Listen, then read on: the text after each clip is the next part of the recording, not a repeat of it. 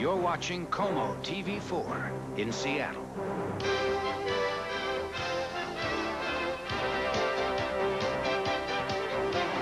Live from Seattle, this is KOMO News 4.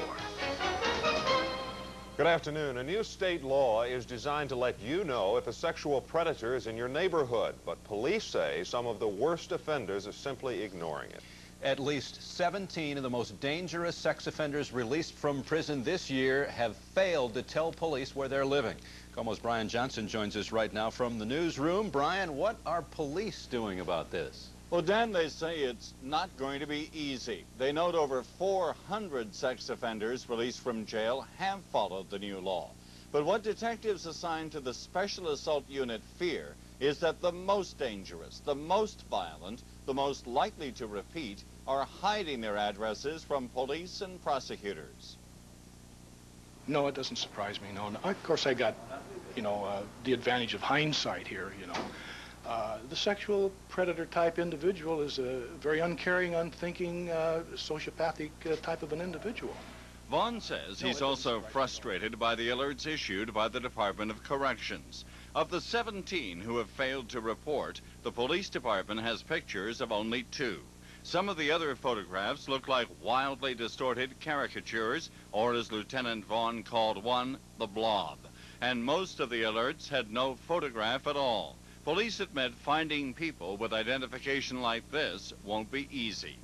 It's going to be difficult, no question, no question. Frustrating? Frustrating, yes. Time-consuming, labor-intensive, about everything you could think of. Senator Mike Patrick wrote the new law requiring sexual offenders to list their addresses. He says the law just needs fine-tuning. But Patrick says the task now is for Seattle to find and arrest a person who's failed to register. And that person, if convicted for not registering, it would constitute a Class C felony, which is another 5 years in prison. Yeah, I think there has to be a very strong message sent to these folks. If you don't register, you're going to go to the Gray Bar Hotel. Simple as that. Patrick says he'll make sure police agencies get good photographs, but he wants to be equally sure police agencies follow up on those reports. Eric, is there a solution? Do police have any suggestions? Well, Dan, what Seattle police are suggesting is that the Department of Corrections maintain contact with released sex offenders until they can report exactly where that person will be living to the police. Brian Johnson in our newsroom. Thank you. A former Sunday school teacher is pleading guilty to raping 2 young Seattle children. Randy Town admits he sexually assaulted a 3-month-old boy and a 5-year-old girl while he was babysitting them. The King County prosecutor is asking the judge to sentence Town to an exceptional prison term of 25 years. Counselors say Town has betrayed several people's trust and is not safe to be at large. Fire raged aboard a U.S. aircraft carrier for several hours today. 2 sailors are missing and at least 16 are injured.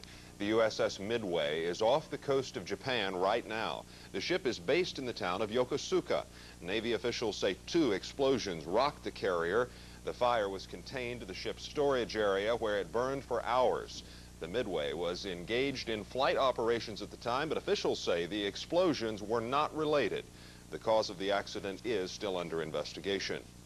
An alarm this morning created some tense moments on Harbor Island. Fire units were called to a fire at the Texaco tank farm, but there was no danger. The fire was contained to an empty tank being cleaned out.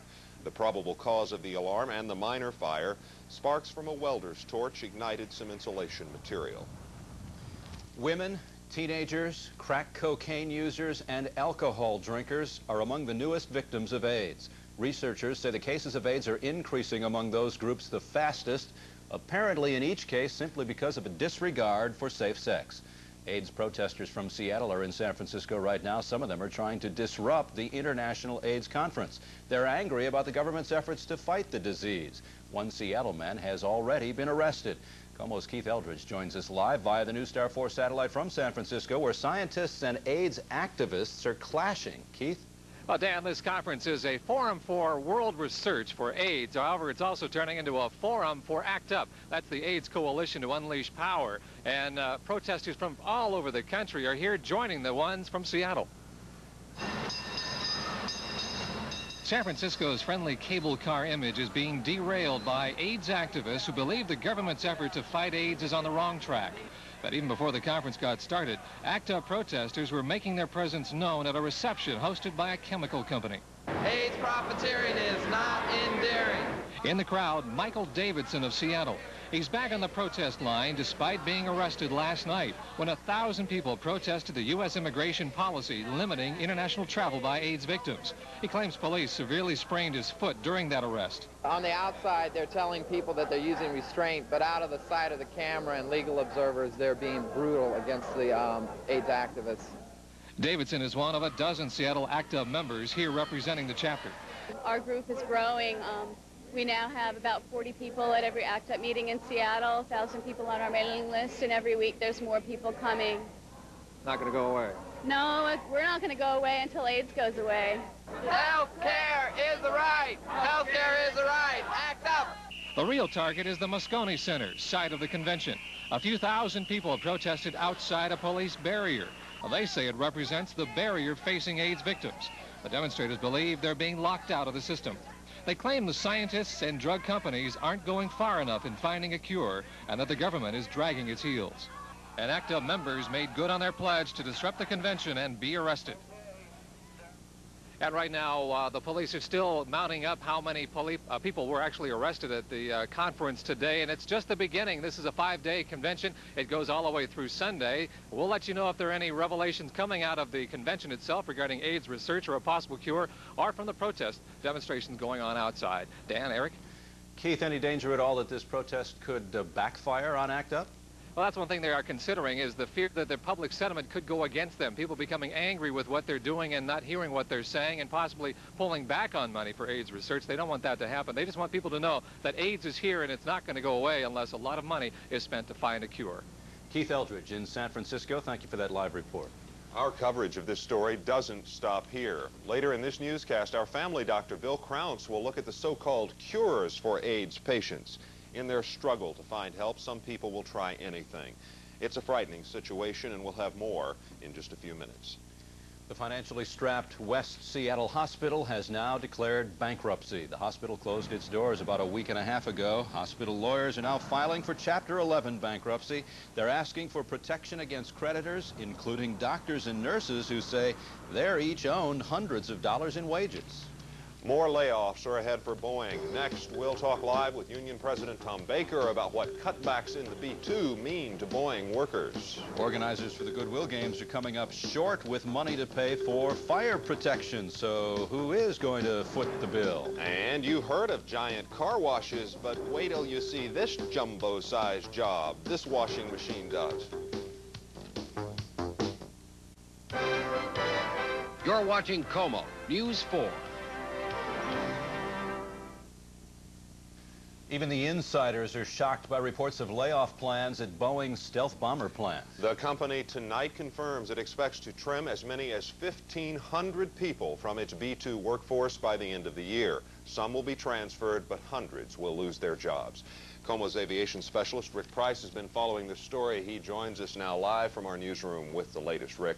Well, Eric, there's been a lot of speculation about this. Boeing denied the story as late as last night. But it now appears that in private, Boeing is taking talk about B-2 cuts very seriously. The B-2 is assembled in California, but 10,000 Boeing employees work on it in Seattle, building wing and body parts, landing gear, and some electronics. The original Air Force order was for 132 planes. Defense Secretary Richard Cheney has proposed cutting that to 75. Boeing says that would cost 1,500 jobs, but admits it's watching to see if Congress takes even more drastic measures, like cutting the program altogether. There's an awful lot of discussion that goes on Capitol Hill regarding the programs, and you do have fluctuations back and forth, so it remains to be seen where it's all going to come down. But Congress needs to catch up to Boeing on this one.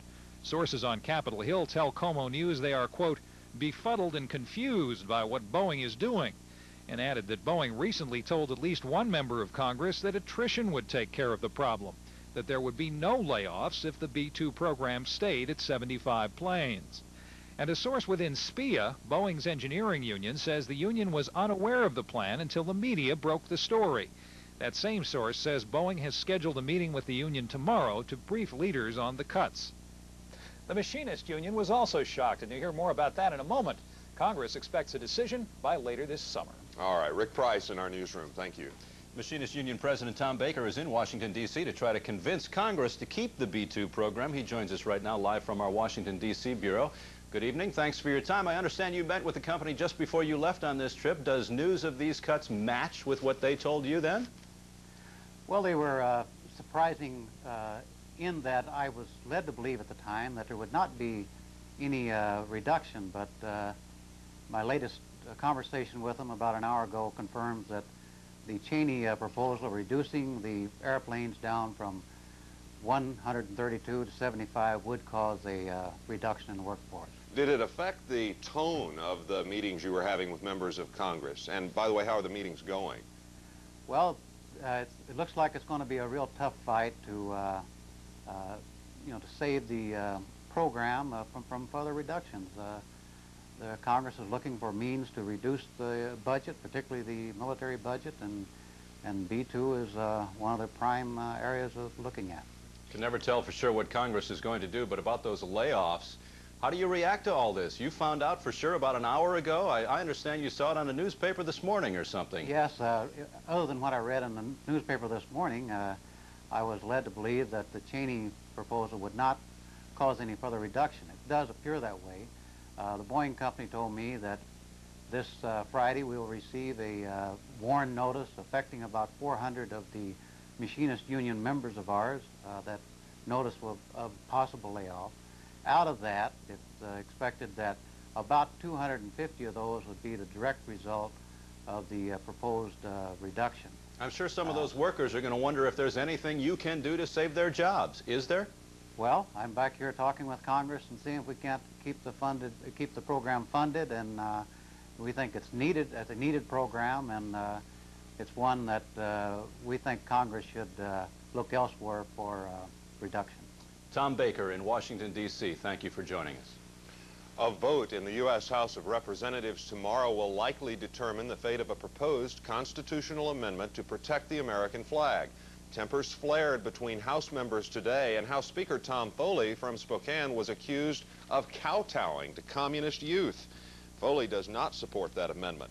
Most members of the House agree the flag-burning issue is so volatile it will probably not get enough votes tomorrow to go on to the Senate.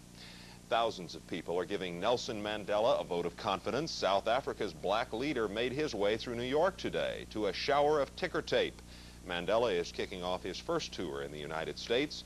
He's in the U.S. seeking money and moral support for his battle against apartheid. The black leader is calling for continued economic sanctions against South Africa. And this reminder, Nelson Mandela will talk with ABC's Ted Koppel tomorrow night on Nightline following KOMO News 4 at 11. Goodwill Games organizers are hundreds of thousands of dollars short on money to pay for fire protection during the games, and now organizers in the city of Seattle are fighting about who's going to foot the bill. KOMO's Emily Langley reports each side is telling the other to make cuts to come up with the dough. The best athletes on earth. They're coming in 1990 to the Goodwill Games. When the Goodwill Games get underway, the Seattle Fire Department says it will cost $310,000 to provide fire protection. The city of Tacoma wants another $75,000, but games organizers don't want to pay the $385,000 bill. I believe they clearly do not have the financial resources that they anticipated. Mosley has been negotiating with games organizers to get the fire costs covered. He says the city has come up with a bare-bones plan. Here's an example. The biggest cost by far, a fire truck stationed full-time at the Athletes' Village at the University of Washington. Price tag, about $59,000. Protecting high-level dignitaries, if they come, $28,000. Additional Medic 1 coverage for the city, $34,000. We have agreed to disagree, essentially, about the need for those services. Games organizers don't like a lot of the costs. They're hoping the feds will pick up some of them. As for the rest, they think the city should come up with the money. I mean, I certainly can't suggest to the city where they find the monies, but I suspect that there are a number of different places to look. Has the city suggested to you where the games might find the money for this? No, they have not. Some city officials are eyeing the sailboat races that are planned for here off of Shill Shoal. There are no ticket sales for that event, but they do cost money to organize. So some have suggested if the games would axe an event like that, they might have enough money to pay for their fire protection. Emily Langley, KOMO News 4, Seattle. Games officials say cutting an event will be a last resort. If the Department of Defense doesn't pick up the costs, the dispute between the city and the games might have to be settled by an arbitrator. Pretty soon, credit might not be too easy to find. Our consumer editor is up next to explain how some companies are taking back credit. This is information you really might need to know.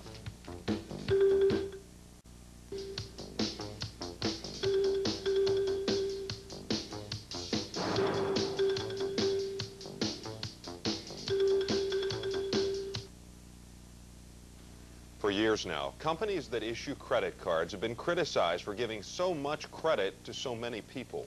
Well, now some companies are starting to take that credit back. They're reviewing credit files, and even people who have been paying their bills with some companies on time are losing their cards.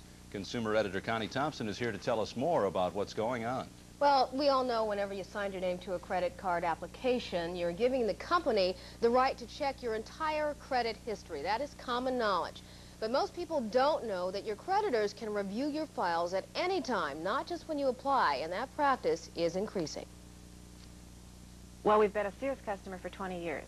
Gigi Rollins got quite a shock recently when she received a notice from Sears that her credit had been canceled. She says she paid her bill every month and hasn't been delinquent. But Sears asked Gigi to send her credit cards back to the store. So I was really angry, I have to say. Why? Well, because we worked so hard to keep our credit rating, and here I hadn't done anything, and yet they felt that they had a right to cancel our credit cards. It turns out Sears not only had the right, it's doing what many other creditors are starting to do, regardless of your track record with them. For a credit rating on an auto loan, please.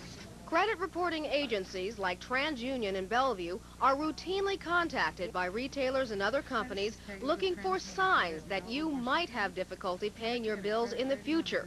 Businesses say it's an effort to reduce their risk of losing money from an account that unexpectedly goes bad. This isn't done to peek at somebody's financial wherewithal. This is done to make a business decision, to say, are we going to extend more credit to this individual? Are we going to continue our credit relationship with this individual? Are we going to step up our credit relationship with this individual? And if a company decides you've got too many other credit obligations, the answer may be no.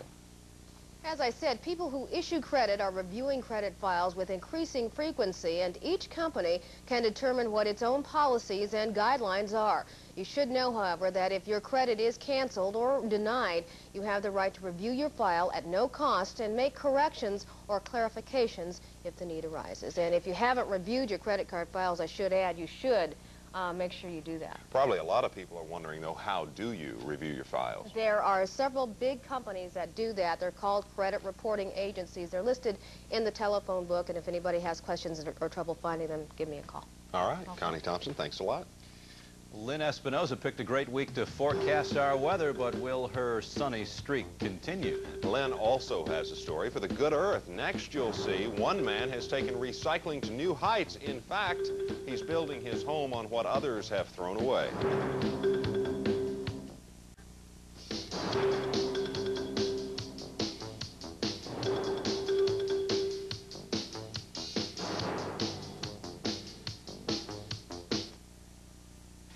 Lynn Espinoza is filling in for Steve Poole this week. But before we get to the weather, she has an amazing story for the good earth. Well, that's right. You know, thanks to a growing concern for the good earth, nearly all of us are trying to recycle whatever we can. But few people in the world have taken recycling to the lengths of a would-be island man. Feels great to know that it was all made out of trees that I got out of the forest myself, and every part has a story to it. It looks wonderful to me. For 14 years, Dean Petrich has been constructing his dream home. I worked at Arcosani, which is a futuristic city in the Arizona desert, and that sort of opened up my eyes to the whole concept of recycling and solar energy and not using cars anymore. And so when I came back, I just thought it would be wonderful to build